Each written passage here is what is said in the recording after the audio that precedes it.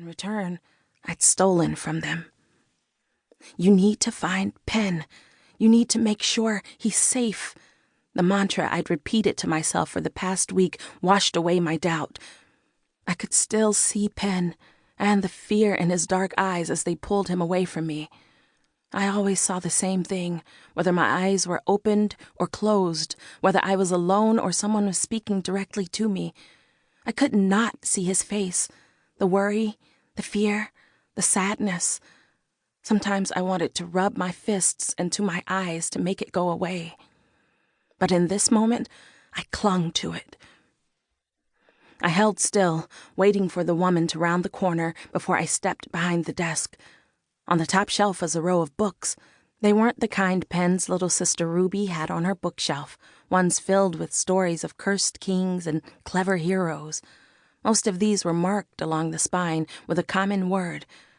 My reading skills were still almost non-existent, but I remembered the letters that Ruby had taught me.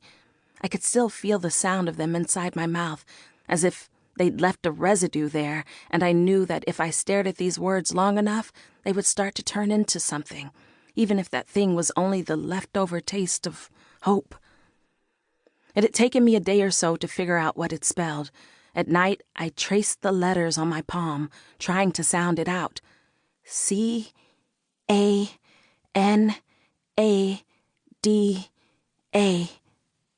Canada, my newest cage.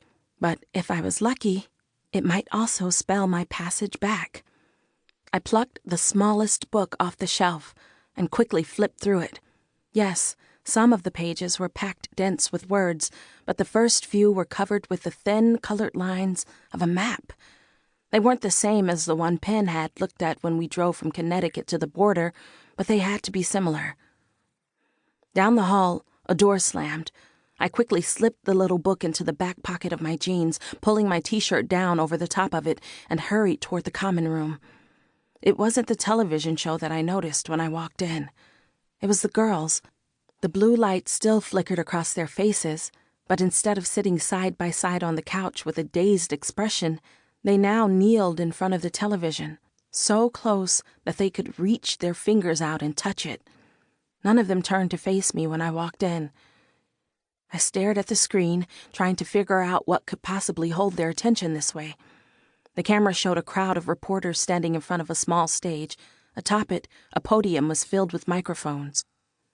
"What are you—" I began to say, but then the camera panned over to the side of the stage where the crowd was parting, and through the sea of people, Congressman John Kimball stepped forward, looking as confident and impressive as I'd ever seen him. A cold jolt shot through my body, and instinctually, my hand flew to my pocket. In it, the collar the congressman had given to me burned like a lit beacon. The delicate gold pendant was the only material remnant left over from my life at his house, a reminder of where I'd been and why I'd left. I stepped away from the television, but before I turned, something caught my eye and the terrible sickness in my stomach lifted, replaced with the electric rush of adrenaline. Standing just behind the congressman's left shoulder, in a crisp navy suit, was the congressman's son, Penn. My heart leaped and I stumbled forward. I needed to be closer to him. It didn't matter that it was only an image on the screen. Reality smudged around the edges, leaving only the two of us. I closed my eyes, and I was next to him, lying on the cool, mossy flagstones inside our garden. His fingers traced the shape of my arm as a breeze stirred the top of the pond, sending a ripple across the surface. I rolled against him, feeling the heat of his skin soak into mine. The television screeched, startling me.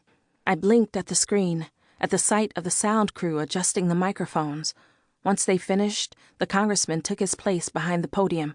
Penn, stony-faced, stayed glued to his side. "Thank you for coming out," the congressman said, addressing the crowd of reporters in front of him. "This has been a difficult week for our family." Our family. My owners.